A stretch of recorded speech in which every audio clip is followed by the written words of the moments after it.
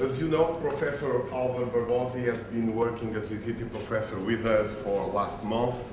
I'm very thankful for the great he did in this university. I know that our communication students are very happy and glad that he came and teach you. And as you may know, he is the coordinator of the Department of Sound and Image of Catholic University in Portugal. He has been working in different fields. He's also a musician. You don't want us to know that, but he's a great guitar player. He's an associate professor. Retired musician. Retired. Now he does it by internet. New ways, new media. Actually, communication is open, new ways to explore the communication field, and is working on that way with music, sharing with people in different countries, making music long distance, and he's doing that now, and it's very innovative work. He also has a PhD degree in computer science and digital communication. His activity is mainly on the field of music technology. On network music systems, he worked a lot, as well as on sound, let's say, sound design, right?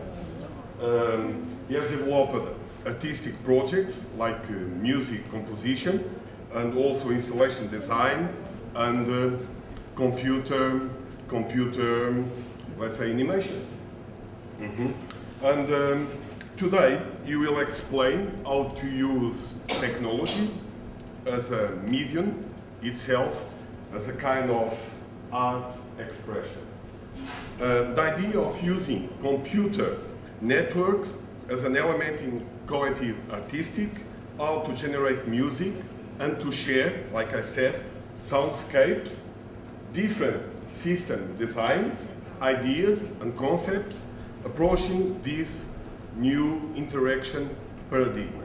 So, thank you, Professor Álvaro Barbosa, to be with us, and I'm sure we all can be very thankful for your presence here. Thank you very much. Thank you. This is working. Do you need me to use this? Or it's not even working, so? No? No, never mind. I can speak loud. Okay, so as José said, I come from Porto, from the city of Porto in Portugal. I'm head of this department, the School of Arts in Portugal. And we also, and most of what I'm going to talk about today is mostly the research that I've been doing over the last few years. And it's really much more in the context of our research center than the education facilities itself. I mean, we have, aside from the university where we award degrees and all that, like here, we also have a specific program which is a research center for the scientific system for Portugal. So I'm going to talk about the research that I've been doing related with music, how to make music over the internet. So I had a little outline of what I've been doing in the last few years. As José said, I studied and worked as a researcher in Barcelona at the MTG, which is a music technology group from the Pompeu Fabra University. And that's where I did most of the research that I'm going to talk to you about today. Then I went back to Porto in 2006 after finishing my PhD, and almost the entire year, last year, 2010, I was spent at Stanford University, also in a research center doing the continuation of my PhD. And this is an important thing that I wanted to mention. For me, finishing my PhD was really the starting point of my career as a researcher. And I just laid out the basic ideas and the basic questions that I wanted to develop in the future. So for many people, the PhD is the peak of their career. I feel the other way around. So I really think that the PhD is really the beginning, where you start to work on what really interests you. So and then I went back to Portugal for a brief period of time, again to my duties at the university, and since March, since the middle of March, I came here as a visiting professor. And I really would like to thank José and the university for the wonderful time that I spent here. It's been fascinating, and you can see how much I enjoy myself. This is my birthday party that my students, some of them are here, they joined me. They organized this birthday party as a secret, so I really didn't have a secret birthday party in many years, so this is a wonderful group of students, and I really wish them the best, and they did a great job. So I would like to thank the university and the students as well. So let's get to the topic then. So making music on the internet, is that even possible? Can you use the internet as a medium to create music? Well, I will show you an example that Professor Kun mentioned to me when we first met when I came here, and it just happened a month ago, in the beginning of April, that here from Hong Kong, they organized a concert that was actually synchronizing two cities at the same time with two performative spaces linked by the internet. So you can see the difference, how big it is. It's about 8,000 kilometers, almost 9,000 kilometers.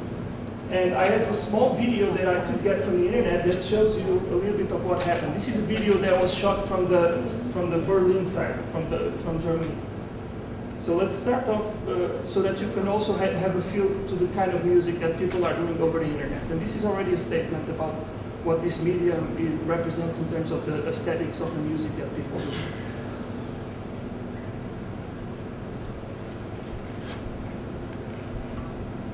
Hope the sound is okay.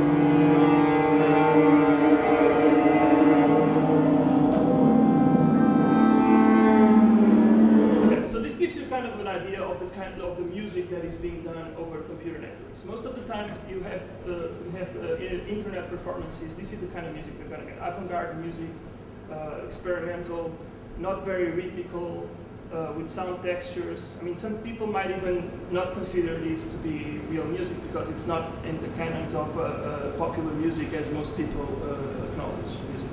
But it is a very interesting approach to music, and I will try to explain to you what's the reason behind this today. I will tell you about the technical challenges of this technology, internet computing, and you understand that there's a reason why people are doing this kind of music over the internet, even though they are also doing it outside of this context. Okay, so one thing is to have a concert between two performative spaces linked over long distances that are only two points, but sometimes you can have more than that.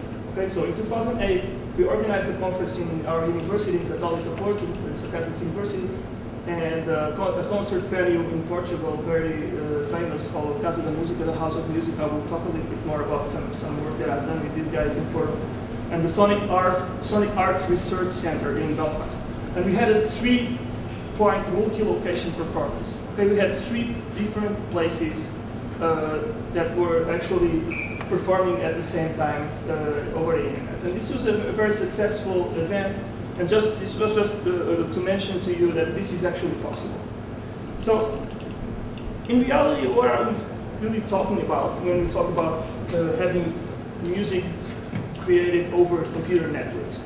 In some sense, and this is taken from a statement from a colleague from the Georgia Tech, Jason Freeman, a couple of years ago, in 2004, 2005, when we organized a music workshop in Barcelona for the International Computer Music Conference.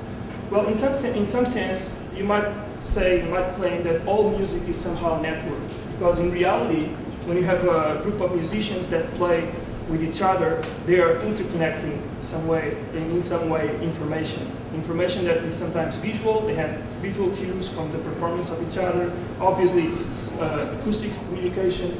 So in many ways, you can even relate with these taxonomies, these topologies of musicians in the same way that you think about computer networks. You can think about client-server topology, where you have a centralized instance controlling several other clients, and you can compare this to an orchestra, where you have the conductor telling different people how to perform.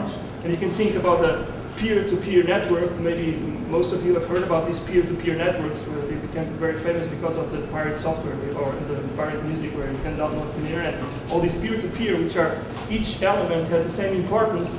You can compare this to a combo, jazz combo, where people have the same responsibility and the same duties in a live performance, especially when they are improvising.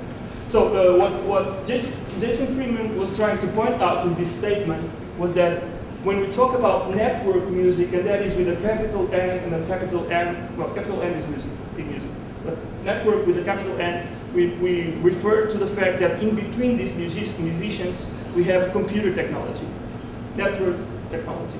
Okay, the sound that goes from one musician to the other does not travel through air, through space, but it travels through a computer network. And this creates a big difference in terms of the challenges and the limitations of the media that we use.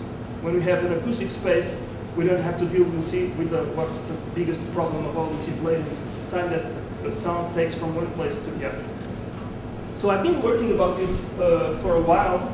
I started doing my PhD when I started researching on my PhD. In fact, when I first started working on this topic, there wasn't really much people around working with this idea. Because back then, you have to realize in the late 90s, computer networks were even slower than they are today. So this was really a big challenge to try to do any kind of interconnection between different places in space.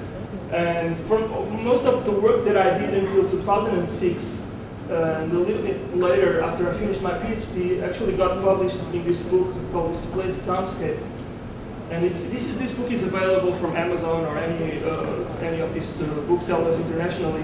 You could buy it, but I don't recommend that you do, because they're actually selling it way too expensive. They're selling it for $110.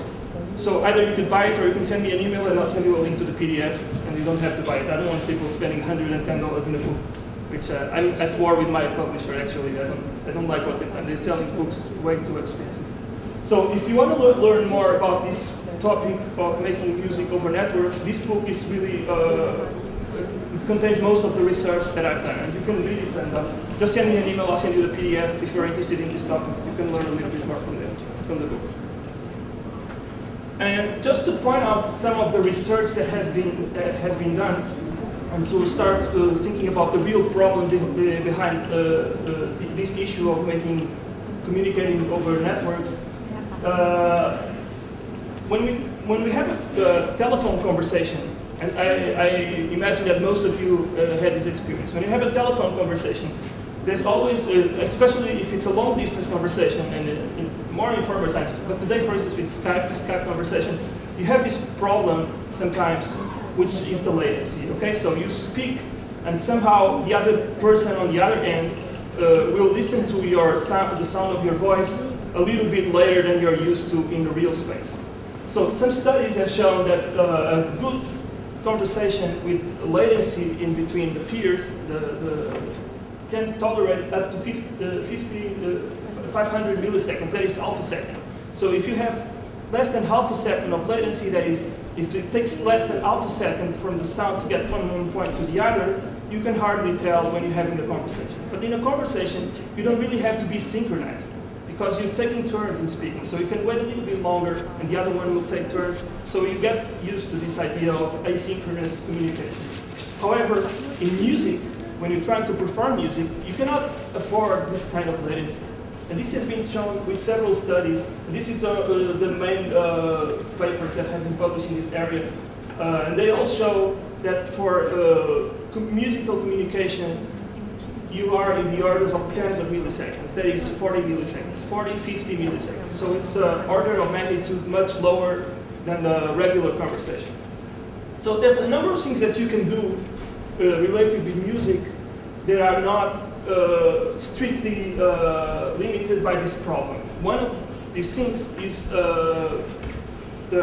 having remote lectures, like teaching at a distance. Okay, this violin player, Peter Zuckerman, he's based in Canada, and he's been doing this remote master classes for violin for a long time. And in fact, the way he does it, because teaching the violin, you really don't have to synchronize yourself with the student. You just show him what you do, and then he repeats, and you show it again. So in fact, it's really like the same thing as a telephone conversation. So it can tolerate much more latency. So I'll show you a little bit of a master class of violin, so you have the feel of what you can do in terms of music, but not in terms of musical performance together. Okay, and then I'll show you the other example, which is trying to actually make music together.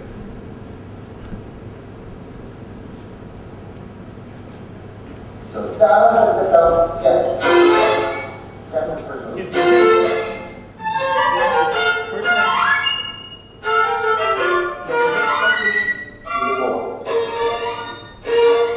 Okay. And then drop, catch, drop. So like this, there's no problem. Okay, so each one takes turns like a regular conversation. But I don't know what happened. No, I don't want to have that, sorry.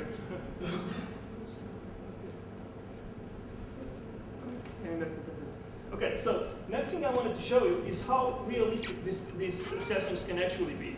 So I will show you this video, and I will ask you to pay attention to the behavior of this girl when Maestro Zuckerman asks her name. And you watch what she, look out for what she does, and you will realize that at some point, this kind of system is really immersive. You have the feeling that you are in front of a real person, okay?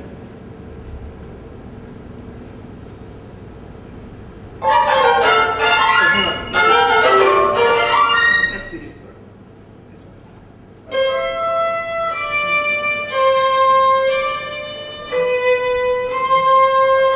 Okay.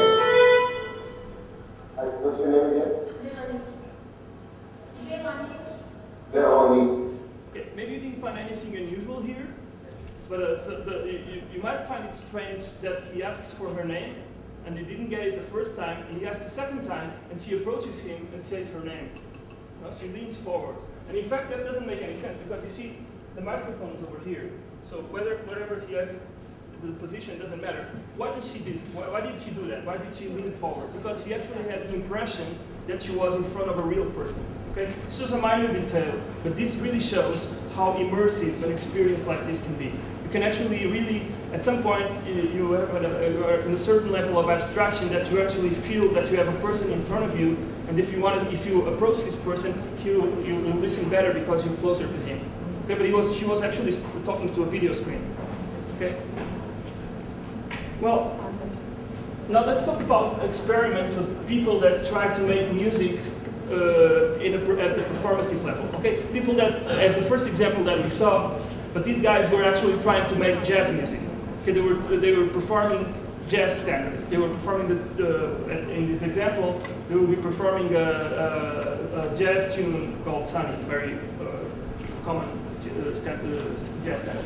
And they were actually doing this over a distance of 4,000 kilometers from Stanford University, where I've been working at the last year, and McGill University in Montreal.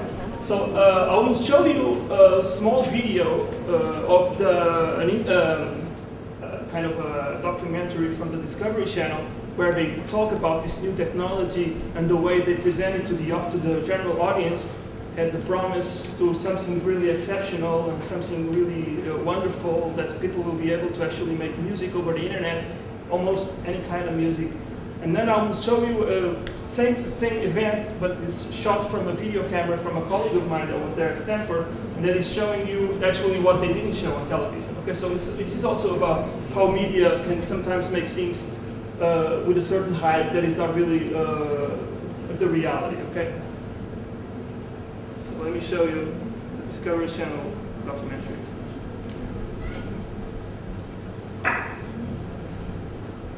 Oh, sorry.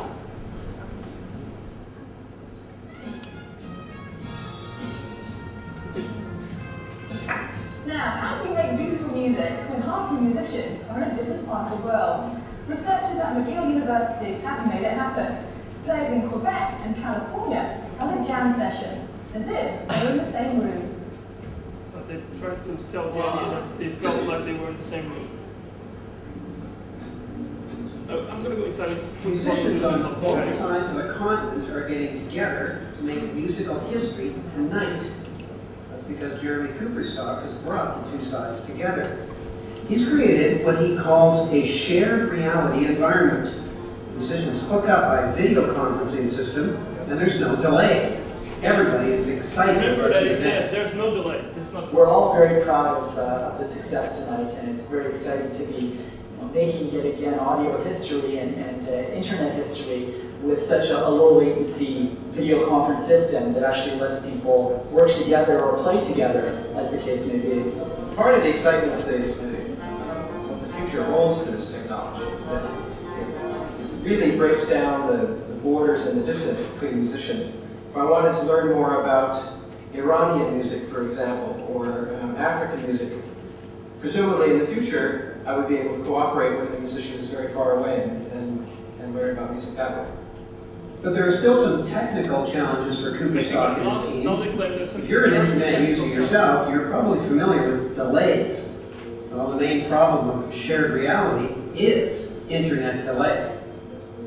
The real challenge here is to take the data that comes off of the microphones, that comes out of the camera. This is enough to show you the tone of this presentation. So they present this technology as being something that you can use. It's really a shared experience where you have two places separated in space and you feel like you're in the same room. That's more or less true. And then at some point they claim that, well, but there's a minor problem, which is the delay. They talk about this delay thing, but they don't really elaborate on it. Okay, they want to focus on the positive side of this technology. But the fact is that delay is a big problem. And I will show you a little video of the small video of what really happened that day, and when they were actually trying to synchronize themselves in both places, trying to perform music together.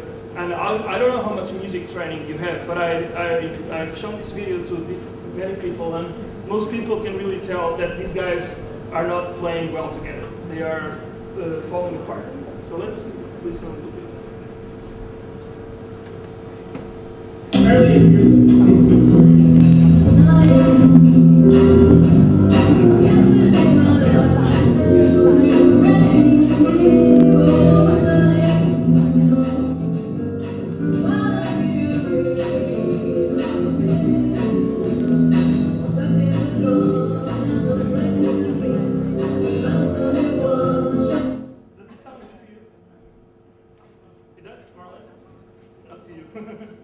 Well, this is not good. I mean, this is not a real good performance. These people are trying to catch up with each other, and they cannot. If you would listen to this performance properly, you would listen to a very tight and good quality of sound.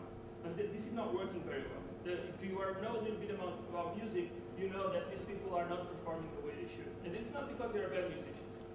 That's not the case here. It could be the case, but it's not the case here.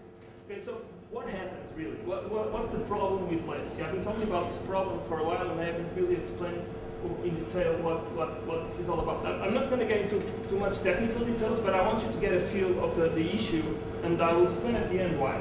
So the thing is that for a long while we know that for the human ear has a very difficult time perceiving sounds overlapping for more than 20 milliseconds. The idea is that if sounds are overlapping for more than 20 milliseconds, you can actually tell that they are apart. If they are less than 20 milliseconds apart, then you perceive them as being the same sound or synchronous sounds. So this already gives you a hint.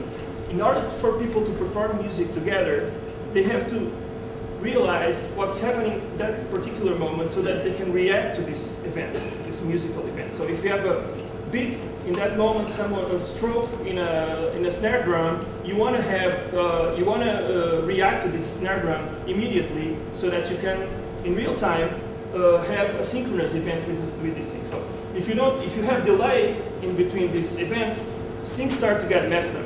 So at Stanford University in 2002, there was a master student there, Nathan Stewart. He conducted a very basic experiment where he asked two people to try to synchronize themselves just doing a simple clapping, something like this. And someone else would come up and try to synchronize with this person. So it's a basic rhythm, everyone can do it. And the only issue there is that they introduced delay in between the listening system. So it was a setup more or less like this. So what happens in this case when the delay gets too high?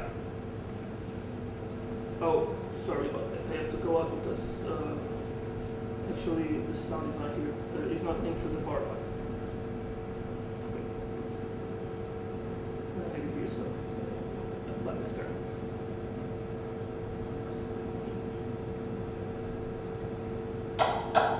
So this one. The other one. Do I know what that's in?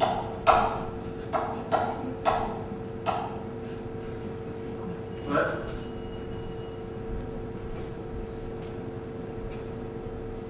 Oh, okay. Yeah, you cannot listen to this properly. The reason is because these speakers are only connected to one side. And this is a stereo file, so one is on one side and the other one is on the other one. So sorry about that. You cannot listen to this sound in reality. Well, it's a shame, but I'll show some other examples. Okay. So you were listening only to one side, to one guy. There was another one on the other speaker that you cannot listen to. So anyway, this was the idea was to show you what happens, but you have somehow already seen this in the music performance, okay? So we also, following up on this experiment, so the idea here was to try to analyze in a very simple scenario what happens between when people try to synchronize a very basic musical event. And we conducted a number of other experiments in the last few years.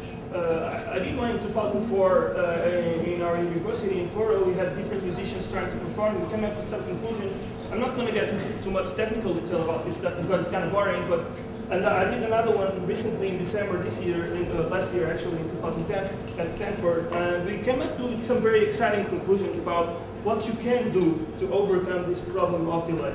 And there's at this moment on the research that is being done worldwide at this level, we know that there's 5 different ways that you can kind of compensate for this problem of latency. As I said, I'm not going to get into technical details because this is kind of could be a little bit tedious for you. But all I'm going to say is that there's one thing which is the threshold from which you cannot tolerate more latency that is being somehow determined these days as being more than 40 milliseconds. So all these are different ways, different combinations of delay that you can have. You can also do something which is related with the feedback. You can delay your own feedback. So there's some tricks that you can do. Also, another thing is that you can do is that you can play slower.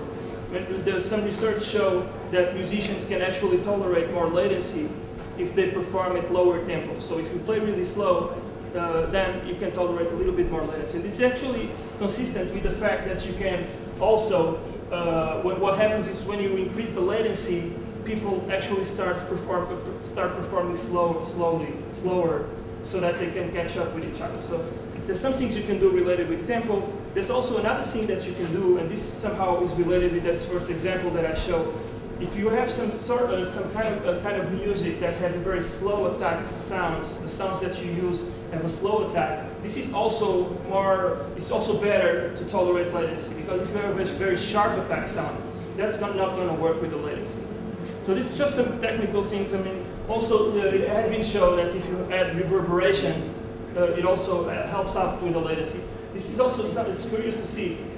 They also do this in karaoke. So in karaoke bars, they add delay and they add echo to the voice of the person because it somehow creates an impression that they are performing together even if they are not in sync. So there's, just to show you that there's a number of technical things that you can do in order to tolerate latency. And this next slide intends to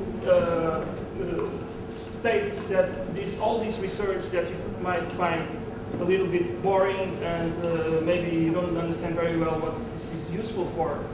And many times people come to me and they say, well, okay, so this problem of delay, that's fine.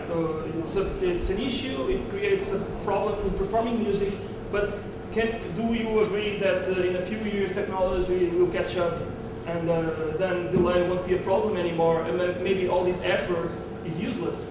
Well, I don't agree with this, because for a fact the laws of physics show us that even if you had an imaginary landline made of fiber optics that would allow sound to travel in the speed of light, which is the maximum speed that we know in the laws of physics.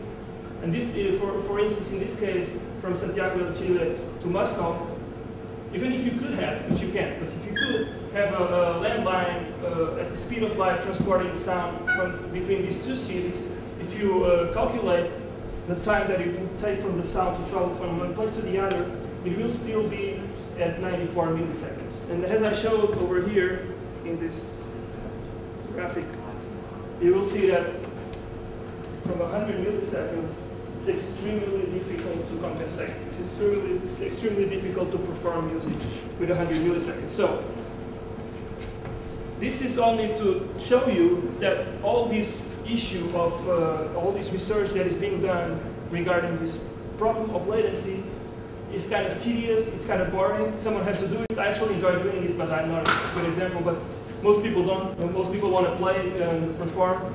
But it's really necessary, because latency is here and it's here to stay. Because that's what the laws of physics tells us. As long as there is no change in the laws of physics, and I don't foresee that it's going to happen very soon,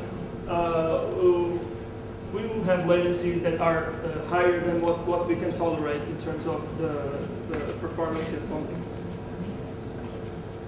So let me now switch a little bit on my presentation and tell you about the different kind of work related with this that I've been doing. So when I was working on my PhD,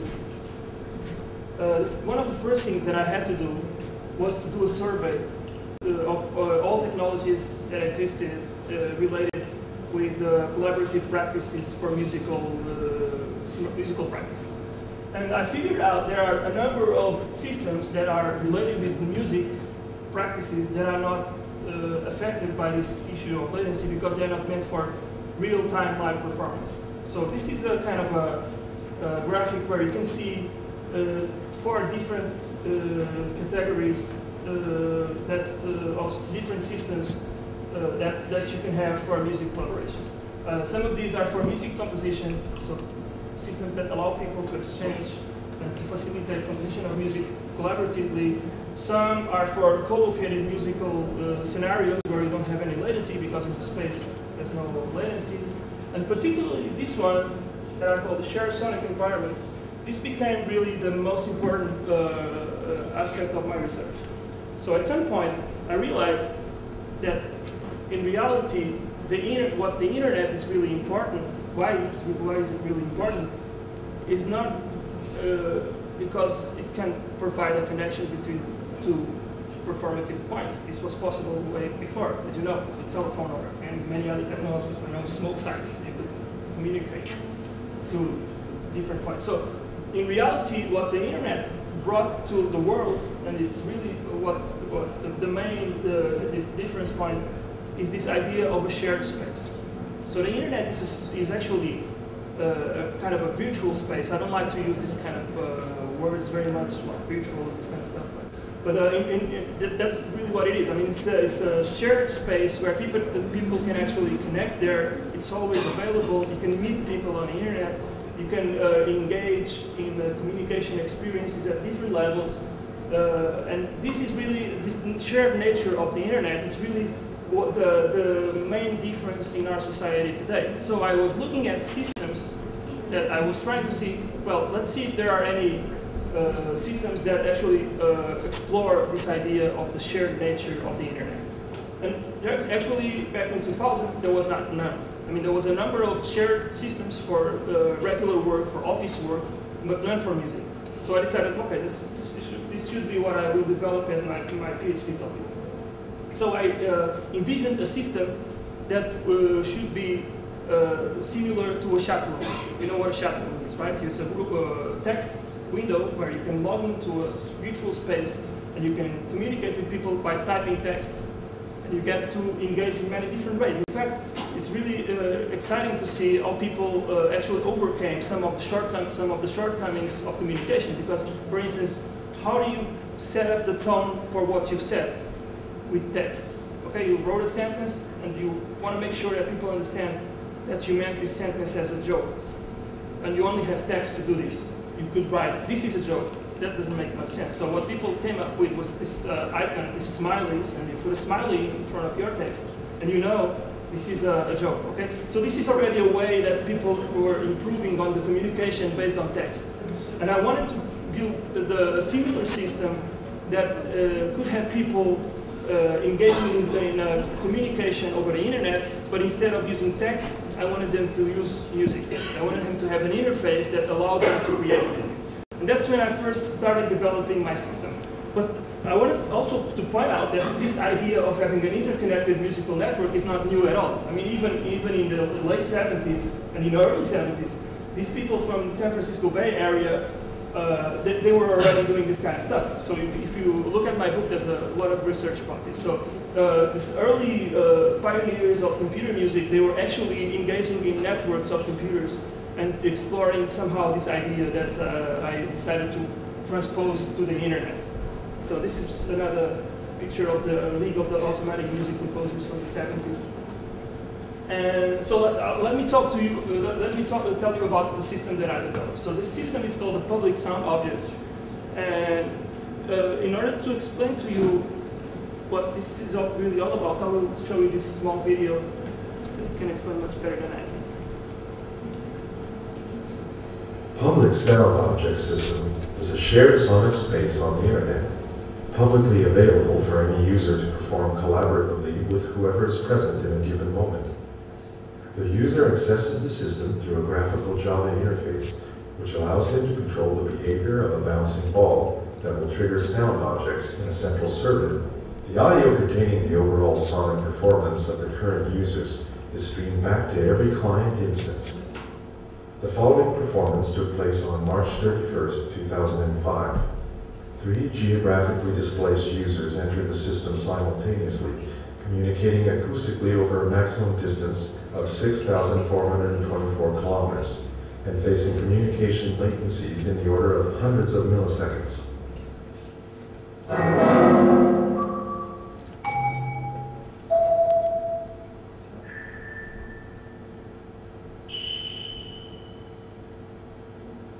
So this is the interface that I developed, okay? It's a kind of a bouncing ball that triggers sounds many times. I'll tell you about that.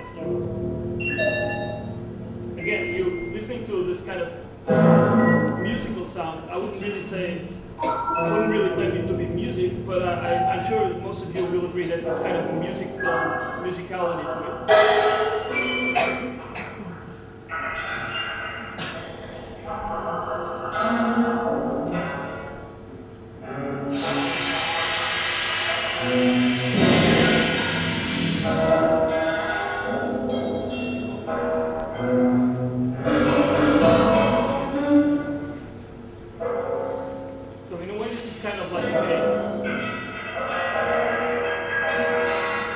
The system was expanded at the server's physical location with added spatialization features. At the installation site, a local visitor can visualize the representation of connected users on a video wall, with interfaces for desktop computers, touchscreens, and mobile PDAs.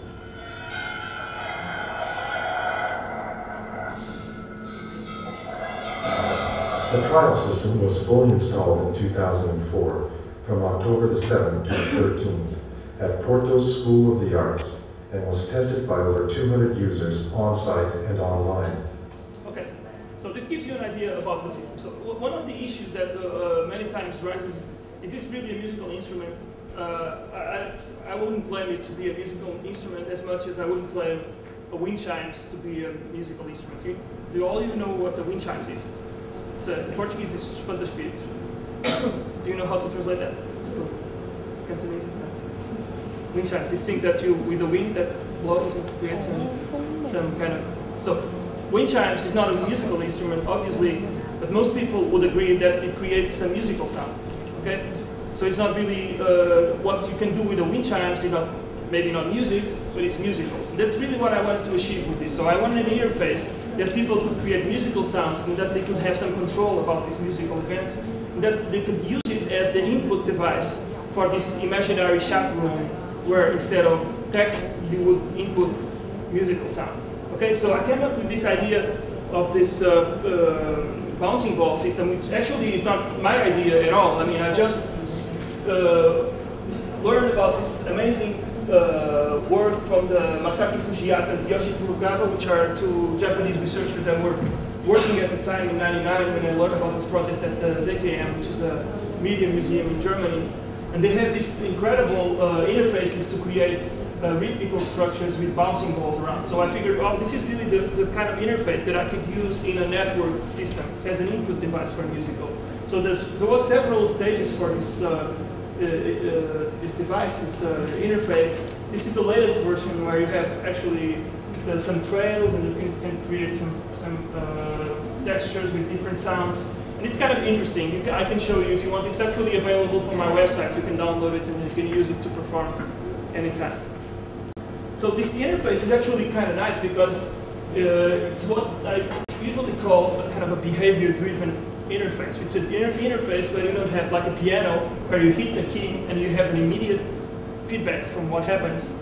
And there are other kinds of interfaces that are not like this, that you're just controlling some kind of motion or some kind of behavior and you don't have this immediate feedback. And this is good for systems with latency somehow. So there's a number of characteristics about this system that I think it's important. But what I really wanted to tell you about is, so this system I developed it. It was online for a while, and people were able to experiment with this for the purpose of my research. And then I finished my PhD in Barcelona, and I came back to Porto. And these guys from this concert venue, which is wonderful, if you ever make it to Porto, you should check this out. It's Casa da Música, it's a main concert hall from the city of Porto. They actually challenged me to replicate this experiment of having a multiple user system where people can communicate through music online. They wanted to have it in the same way. Let me show you in advance the topology. This system, hang on. No.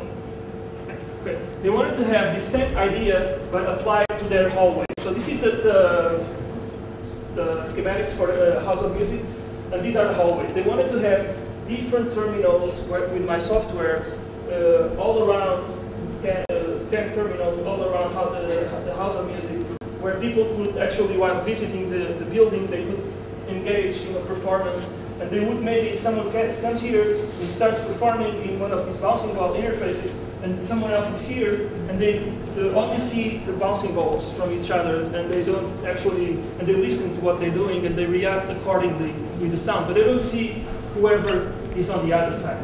And what I also did to make it more interesting is that instead of having some synthesized sound coming out from the triggered sounds from the walls, I applied this to a piano, which is called the Disclavia piano. You probably never heard of this, but this piano is a piano like this, a stage piano, but you have a device that allows you to control by the computer the way that the keys perform. Maybe you've seen in Western movies this kind of pianos that have these rolls of dotted paper where you can actually have a performance where the piano plays by itself. So it's the same thing, but it's controlled by electronics.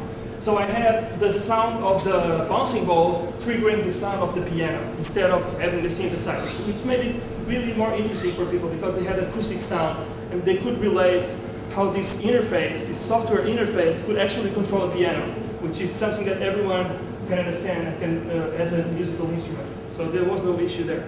So I did this. I also worked with a colleague from my university of sculpture to design this kind of these objects where you put the computers in. So it was really successful. I think it was a nice experiment. And I wanted to show you a video of the. So this is the already in place the installation. A video of the people using this system. Okay, so here you control the piano. It was in the same place. So I'll show you a little video of the people that visited the building and that would have access to this installation.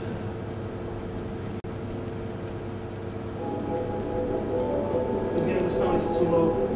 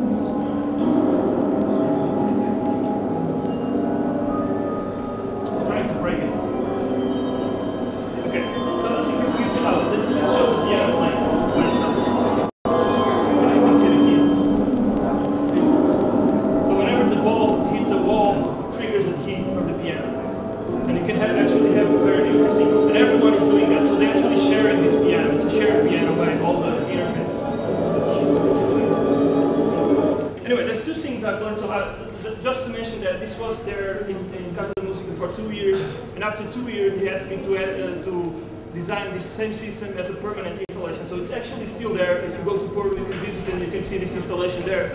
And there's two things I learned from this experience of designing this installation based on my research for the House of Music. The first one is that these interfaces are actually better accepted by children than by adults. And I think this is because they are not constrained about what is a musical instrument or not. They actually engage with this interface very actively, and they learn really fast. And adults, they are kind of afraid to do this. And the other thing I've learned is that, and this is the story of my failure, really, because as you might recall, my original idea, as I said in the beginning, was to create a system where people could communicate over long distances in the internet, and that they would not actually even see each other in space. They would actually only engage with each other through this interface and through the computer. And what I realized at the end was that by the fact that I had a few of these terminals together in the same space, those were the ones that everyone wanted to use. And the reason for that is that because they could actually see the other people across the room. They could actually see their human reactions in real life. And so it turned out that this system, even though it was designed for internet performance, same room for when people can actually have a human exchange of creative practice. And this is really something that I ended up learning the hard way, is that this idea of having a remote collaborative scenario is actually very engaging and very interesting and very promising, but I doubt that it will ever replace the situation that you can have, and the scenario that you can have with people in the same room live in front of you. Okay, so this is not really, I don't believe that this internet technology will ever replace the experience of performing music or having any kind of social exchange, for that matter, in real life, in the physical space. And this is really the most important thing that I think I've learned from this work that I've done. So, as a conclusion, and I will finish now because that might be over time already. As a conclusion, I've talked to you about this technology, what the internet can do to create music. Most of the work that is being done so far is trying to develop ways for people to actually overcome this issue of delay. I don't know if I was able to explain to you very well what the problem is of delay, but at least I want you to have this idea that performing music over the internet is not that easy as you might think. If you try to perform music with someone else with a Skype connection, you will realize that it's impossible to do. You cannot synchronize yourselves, okay, because of the delay. And there's a lot of research that is being done. I'm working with a community of international researchers trying to overcome these issues. There's a number of things that can be done at this moment, but we are very far from overcoming this problem of latency. And the other thing that I wanted to show you today, and I think I did it through my work, is that there are other ways, and there's probably different approaches that you can take to use internet communication technology for musical practices, other than replicating the models and the paradigms that we've been used to do forever of musical performance between different peers. So one way that I propose and that I try to explore, and there are some other people, I didn't mention this, there's a lot of research that came after what I did, of these shared sonic environments. If you look it up on the internet or go to my website over there, you see a bunch of links of people that are working this idea of shared sonic spaces, shared sonic environments. And this is really a different approach of making music that is more adapted to the reality of internet. So this is really the way, one way to go. Not to say that it's not important to use this media to continue our culture, musical culture as well. But all I'm trying to say here is that there's also new ways that you can think about using this technology to create. So if you have any questions regarding my work or my presentation, please feel free to contact me through any of these emails. And you have my website over there that you can look at if you want to learn about more of the work that I've been doing. Thank you for your time.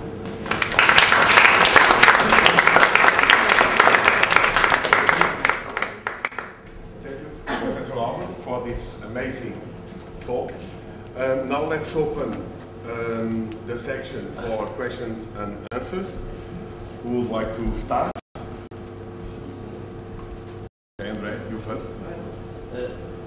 If you're making music in your computer, you have a problem with latency because your video from your computer is not that good. How can you deal with that in your house? Okay, so this up until 2005, 2006, this used to be a big problem. So not only you had latency on the internet connection itself, from the communication latency, you also had latency introduced by the computer. So if the processing, the time that it took for a computer to process the sound, it would create latency as well.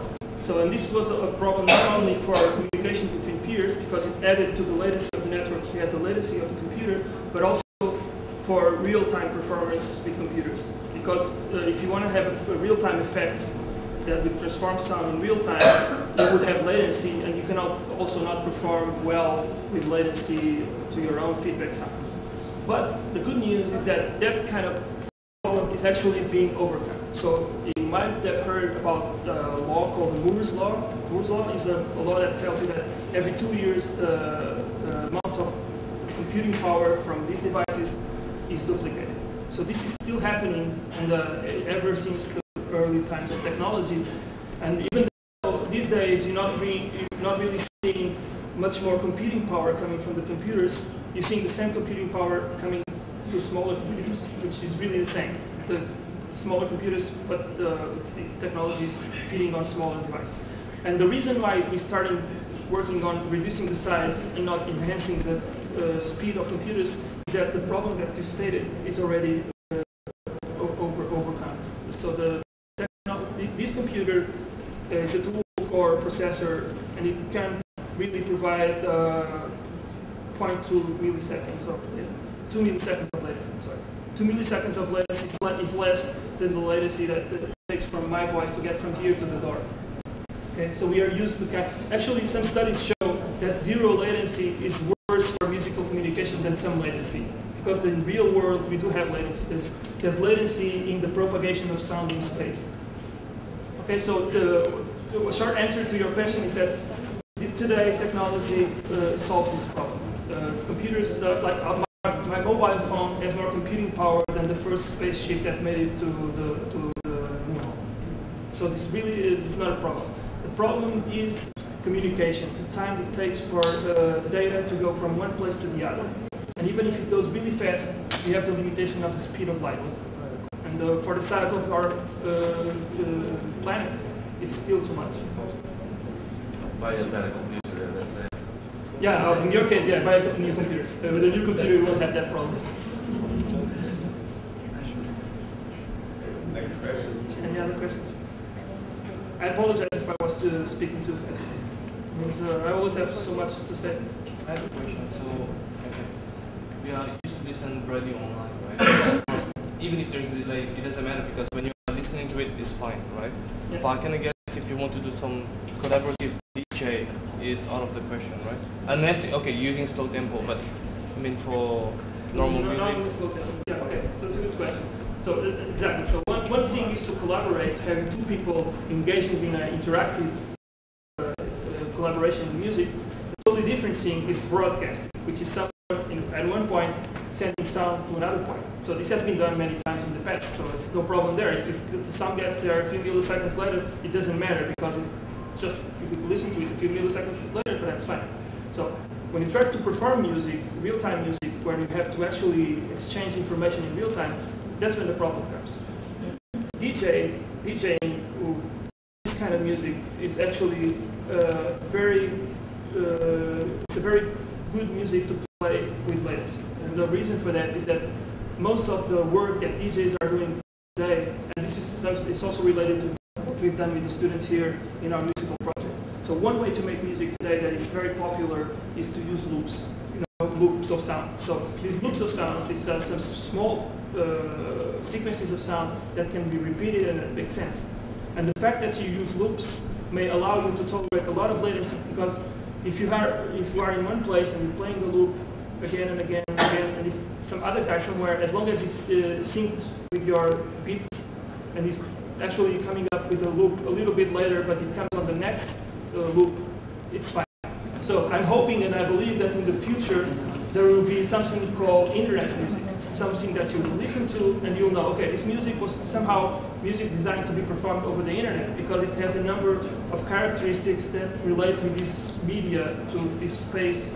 It's a virtual space, but it's still a space where you can make music for it. So I envision that most of the music that will be done in the upcoming years will be more of this experimental kind of music, which is quite interesting to me, and when you get into it, it's actually quite challenging.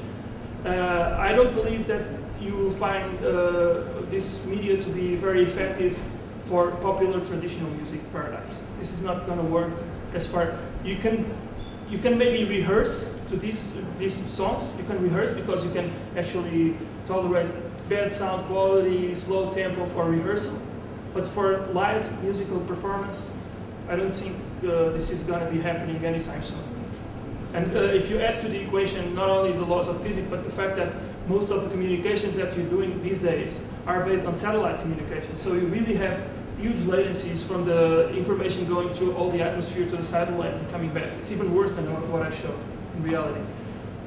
One thing that you might have, and I think this is starting to happen already, is if in a small, relatively small region, let's say in Macau, you could probably, with the right infrastructure, have a zero latency in the near future infrastructure that allows you to perform from your home to the room of your colleague.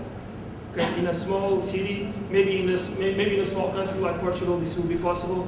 At the global level, this is not going to happen, I'm sorry to say. What kind of technology would that be? Fiber optic technology. Oh, fiber optic infrastructures. Fiber optic is the technology, the cable technology that allows data to communicate at the speed of light, to travel at the speed of light. Because it's light. I thought you were talking about something like Wi-Fi Max or something like that. But okay. No. Wi-Fi is really very slow in this sense. I'm talking about having a fiber optic cable that you connect to your computer and that goes directly to the home of your friend, 50 kilometers away. If you have that, you have zero latency almost. If you don't have that, everything adds latency. Every router in the way. I have a question to you. The experience of times of I'm sorry. What kind of? What types of recording is the most difficult for you in the sound check? In the sound check? Sound check. I'm not sure I understand your question. So, in your experience, yes. what types of recordings recordings is those digitally? You mean in this in this system, kind of systems? What kind of recordings are harder? Yeah, what kind of musical, film, or... I see what you mean. Yeah. Music is the easiest. If you start working with video, so one of the biggest research challenges at this moment is for dancers. So dancers are they really have it hard because video is much slower on the propagation because it has more data. So there's a big research group in Brazil, so a researcher called Ivani Santana, and they are actually working with this idea of having the same way we have remote collaborative music, they are trying to have remote collaborative dance, but they need to have visual feedback. And you can do this, but if you want to have a very synchronized, tight relationship with your partner on the other side, that's even harder than music, because the latencies are even higher. But on the other hand, again, I think there's also a lot of tradition of non-rhythmical dance and avant-garde and experimental dance that is actually catching up, because this is the way that you can engage with this media. But it's actually the sound is recorded sound is the easiest of the data that you can use. If you use video or augmented reality, which is video with 3D, all that stuff adds layers of data, and it gets slower and slower. So communication gets more difficult. So I should say, however, that the research being done in this area is really important. It's probably one of the few times in history that music research has become as important in general science, because any progress that you can do with for the requirements of music in this technology of remote collaboration is very useful for any other field of communication. For instance, you can imagine, so if I showed you the video from the Discovery Channel until the end, you would listen to a surgeon, a medical doctor, talking about the requirements for surgery, remote surgery. So if you're doing a remote surgery and you're interacting with the doctor on the other side, so you don't want to say don't cut there a few milliseconds later, because you will cut before. So the requirements for latency in music are actually more demanding than most areas. So any progress that we do here can be applied in other fields of research. All right. Thank you very much. Thank you.